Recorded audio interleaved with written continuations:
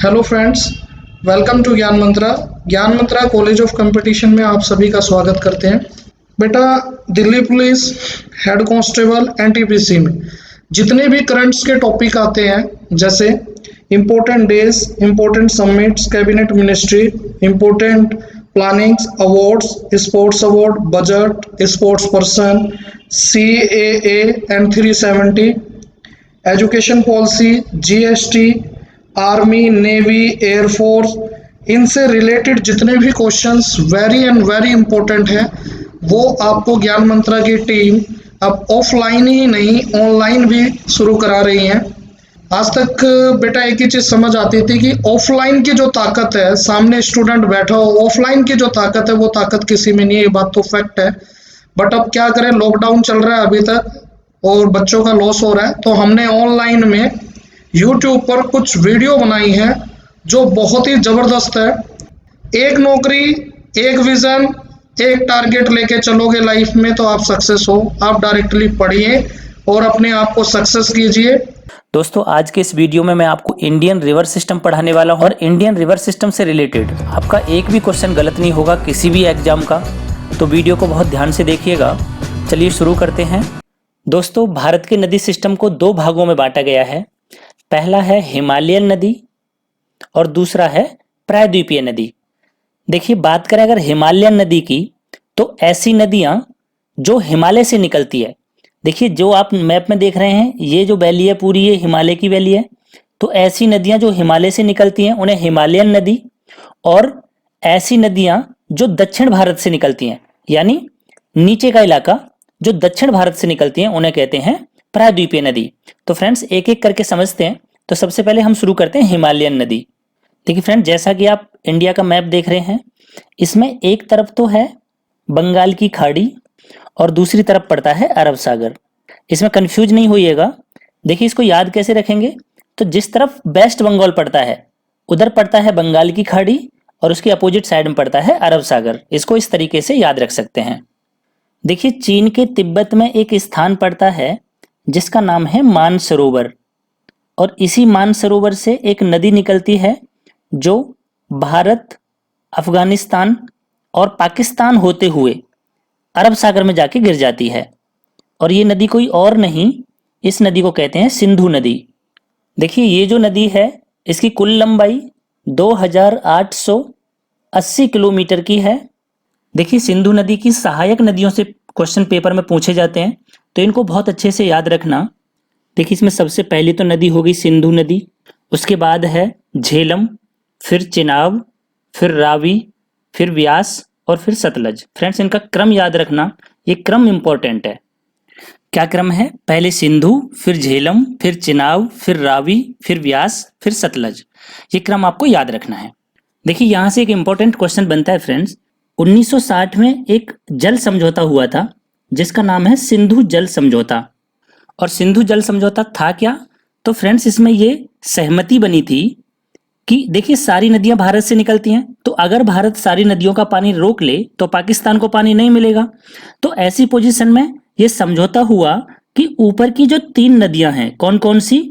सिंधु, झेलम और चिनाब, इन तीन नदियों का 80% पानी तो पाकिस्तान यूज करेगा, जबकि 20% पानी इसका भारत यूज करेगा। इसके बाद जो बाकी की तीन नदियां हैं, कौन कौन सी? रावी, ब्यास और सतलज। इन तीन नदियों का 80% पानी इंडिया यूज करेगा, जबकि 20% पानी पाकिस्तान यूज करेगा। और इसी समझौते को नाम दिया गया सिंधु जल समझौता। देखिए, एग्जाम में एक बार बार क्वेश्चन पूछा गया है कि भारत का सबसे ऊंचा बांध जिसका नाम है भाखड़ा नागल बांध, ये किस नदी पर बना हुआ है? तो फ्रेंड्स, जो भाखड़ा नागल बांध है ये सतलज नदी पर बना हुआ है पंजाब में। और देखिए फ्रेंड्स, इसी सतलज से राजस्थान को पानी देने वाली एक नहर निकलती है जिसका नाम है इंदिरा नहर परियोजना। इससे राजस्थान सबसे ज्यादा सिंचित होता है और ये विश्व की सबसे बड़ी मानव निर्मित नहर परियोजना है। ये आपको क्वेश्चन याद रखना है। तो ये नहर कहां से निकलती है? सतलज से इसको पानी आता है। देखिए, वैसे तो ब्यास क्या है? सतलज की सहायक नदी है, तो कई बार इसमें ब्यास भी ऑप्शन में मिल जाता है, पर अगर ऑप्शन में सतलज है तो आपको सतलज को टिक करना है। यानी जो इंदिरा नहर परियोजना है इसको पानी किस नदी से मिलता है? तो सतलज से। चलिए आगे देखते हैं।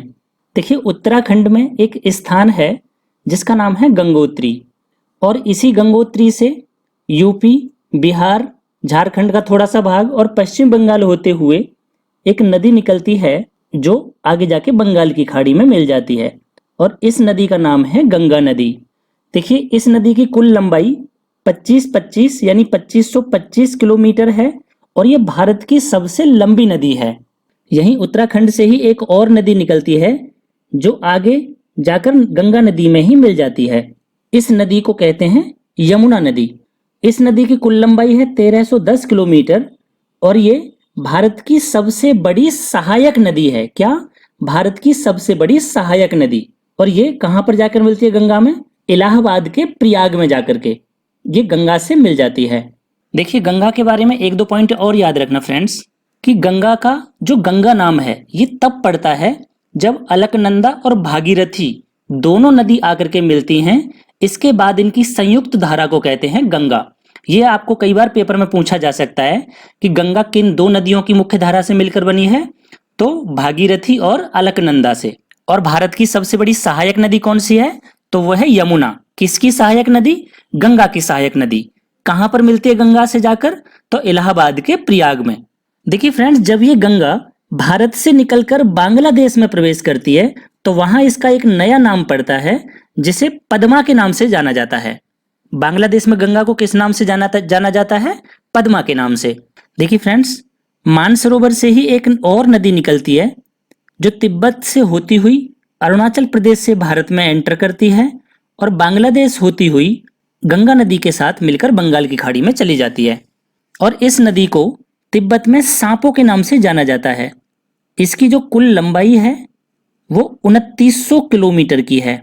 और फ्रेंड्स, तिब्बत में तो इसे सांपो के नाम से जाना जाता है, लेकिन ये नदी जब भारत में प्रवेश करती है तो भारत में इस नदी को ब्रह्मपुत्र नदी के नाम से जाना जाता है। देखिए भारत में इसकी लंबाई तो 910 किलोमीटर ही आती है, लेकिन इसकी चौड़ाई बहुत ज्यादा होने के कारण यह भारत की सबसे चौड़ी नदी है। भारत की सबसे लंबी नदी कौन सी है? गंगा नदी। और सबसे लंबी सहायक नदी कौन सी है? तो यमुना नदी।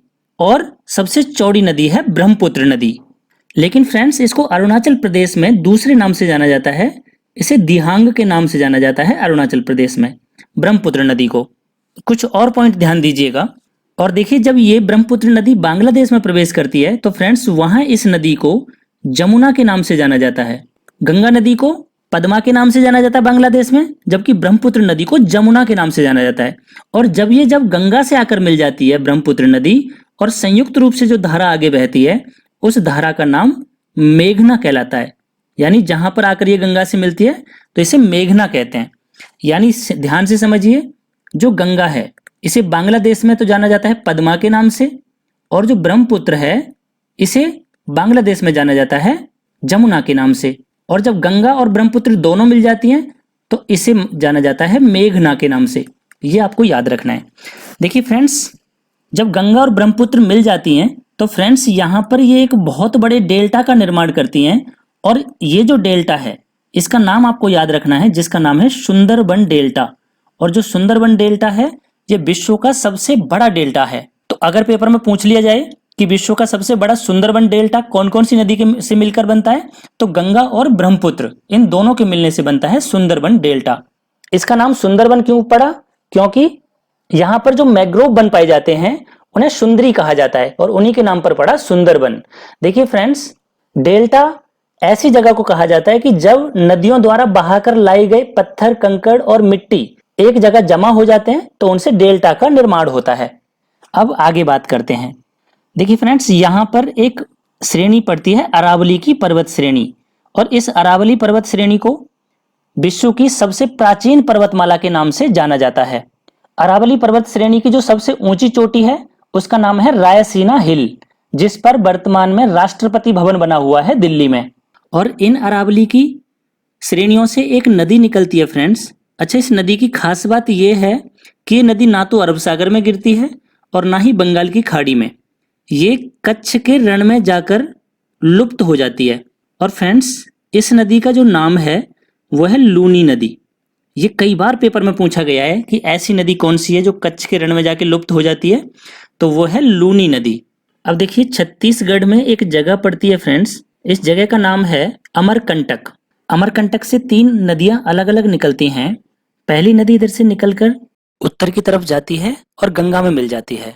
इस नदी को कहते हैं फ्रेंड्स सोन नदी, और ये इकलौती गंगा की सहायक नदी है जो दक्षिण की तरफ से आकर मिलती है। इसके अलावा यहाँ से एक और नदी निकलती है जो यहाँ से निकल करके और सीधी अरब सागर में चली जाती है, इसे कहते हैं नर्मदा नदी। इसके थोड़े से नीचे से ही एक और नदी निकलती है जो ये भी कहाँ पर चली जाती है, अरब सागर में, और इसको कहते हैं ताप्ती नदी। देखिए फ्रेंड्स, जो नर्मदा और ताप्ती हैं इनके बीच में पहाड़ियाँ पड़ती हैं और इन पहाड़ियों को कहते हैं सतपुड़ा की पहाड़ियाँ। कई बार पेपर में पूछा गया है कि सतपुड़ा की पहाड़ियाँ किन 2 नदियों के बीच में हैं, तो नर्मदा और ताप्ती के बीच में। देखिए इनको रिफ्ट वैली या द्रोणी के नाम से भी जाना जाता है। कई बार पेपर में पूछा गया है कि रिफ्ट वैली या द्रोणी से होकर कौन सी नदी बहती है, तो या तो नर्मदा या तो ताप्ती, जो भी ऑप्शन में हो वो टिक कर देंगे। अमरकंटक से ही एक और तीसरी नदी निकलती है जो उड़ीसा होती हुई सीधी बंगाल की खाड़ी में चली जाती है, और इस नदी का नाम है महानदी। और एक क्वेश्चन इससे बहुत ज्यादा पेपर में पूछा गया है। देखिए जो हीराकुंड बांध है, भारत का सबसे बड़ा बांध हीराकुंड बांध, ये महानदी पर ही बना हुआ है। कहां पर? उड़ीसा में। अच्छा, जो नर्मदा नदी है फ्रेंड्स, ये एमपी में जबलपुर के पास ऊंचाई से गिरती है और यहाँ पर एक जलप्रपात का निर्माण करती है जिसे कहते हैं धुआंधार जलप्रपात। कई बार पेपर में पूछा गया कि धुआंधार जलप्रपात कौन सी नदी बनाती है, तो नर्मदा नदी, और इसका दूसरा नाम है कपिल धारा। कपिल धारा के नाम से भी जाना जाता है धुआंधार जलप्रपात को। अब बात करते हैं प्रायद्वीपीय भारत की नदियों की। तो देखिए फ्रेंड्स, यही महाराष्ट्र से एक नदी निकलती है जो सीधी जाकर के बंगाल की खाड़ी में मिल जाती है, और इस नदी का नाम है गोदावरी नदी। देखिए इसकी जो कुल लंबाई है वो 1465 किलोमीटर है। देखिए फ्रेंड्स, ये भारत की दूसरी सबसे लंबी नदी है। भारत की सबसे लंबी सहायक नदी तो थी यमुना, लेकिन भारत की सबसे लंबी नदी है गंगा, लेकिन दूसरी सबसे लंबी नदी अगर पूछी जाए तो वो है गोदावरी नदी। और देखिए जो गोदावरी नदी है इसको दक्षिण भारत की वृद्ध गंगा या बूढ़ी गंगा के नाम से जाना जाता है। जैसे उत्तर भारत की जो गंगा नदी है वो फेमस है, ऐसी दक्षिण भारत में गोदावरी नदी सबसे ज्यादा फेमस है। यहीं कर्नाटक के महाबलेश्वर से एक और नदी निकलती है जो जाकर के बंगाल की खाड़ी में मिल जाती है, और इस नदी का नाम है कृष्णा नदी। और देखिए फ्रेंड्स, इसकी जो कुल लंबाई है वो 1400 किलोमीटर की है, और ये भारत की तीसरी सबसे लंबी नदी है। आपने एक क्वेश्चन पेपर में कई बार पढ़ा होगा नागार्जुन सागर बांध, और जो नागार्जुन सागर बांध है ये कृष्णा नदी पर ही बना हुआ है।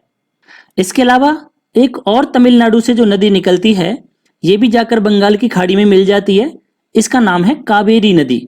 कावेरी नदी। और देखिए फ्रेंड्स, एक जलप्रपात है जिसका नाम है शिव सुंदरम जलप्रपात, और शिव सुंदरम जलप्रपात जो है ये किस पर बना हुआ है, तो ये कावेरी नदी पर ही बना हुआ है।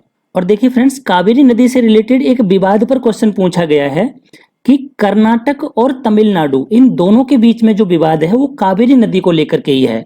तो कभी भी पेपर में पूछा जाए कि कावेरी नदी को लेकर किन 2 राज्यों के बीच में विवाद है, तो वो है कर्नाटक और तमिलनाडु के बीच में। तो फ्रेंड्स, ये थी भारत की नदियां। इनसे रिलेटेड और भी क्वेश्चंस पेपर में पूछे जा सकते हैं। जैसे कुछ और बात करें तो मैंने आपको बताया कि जो सोन नदी है वो एकमात्र नदी है जो दक्षिण की तरफ से आकर गंगा नदी में मिलती है। देखिए गंगा की मैंने आपको सहायक नदी यमुना तो बताई ही है, इसके अलावा गंगा की और भी सहायक नदियां छोटी छोटी, जैसे रामगंगा यानी जिसको घाघरा भी कहते हैं, इसके अलावा गंडक नदी, ये सारी की सारी गंगा की सहायक नदियां हैं। और देखिए यमुना की सहायक नदियां पूछ ले कोई आपसे, तो यमुना की भी कई सहायक नदियां हैं, जैसे चंबल, सोन, बेतवा, केन, ये सारी की सारी यमुना की सहायक नदियां। तो ये छोटी नदियां, इनसे क्वेश्चन बनते नहीं है। जो मोस्ट इंपॉर्टेंट नदियां हैं वो सारी मैंने आपको इसमें बता दी हैं। कुछ और पॉइंट डिस्कस करें तो देखिए जो ब्रह्मपुत्र नदी है इस पर बना हुआ माजुली नदी द्वीप, ब्रह्मपुत्र नदी पर बना माजुली नदी द्वीप भारत का सबसे बड़ा नदी द्वीप है, ये आपको याद रखना है। और मैंने आपको बता ही दिया भारत की सबसे लंबी नदी कौन सी है, गंगा, जबकि सबसे चौड़ी नदी है ब्रह्मपुत्र। अगर पेपर में ये पूछ लिया जाए कि ऐसी कौन सी दो नदियां हैं जो पश्चिम की ओर बहती हैं। तो केवल नर्मदा और ताप्ती, ये दो ऐसी नदियां हैं जो पश्चिम की ओर बहती हैं। तो दोस्तों ये था भारत का नदी सिस्टम। आशा करता हूं आपको समझ में आया होगा। दोस्तों अगर वीडियो पसंद आया तो प्लीज लाइक करें और ज्यादा से ज्यादा दोस्तों को शेयर करें और कमेंट करके बताएं कि ये वीडियो आपको कैसा लगा। Thank you so much.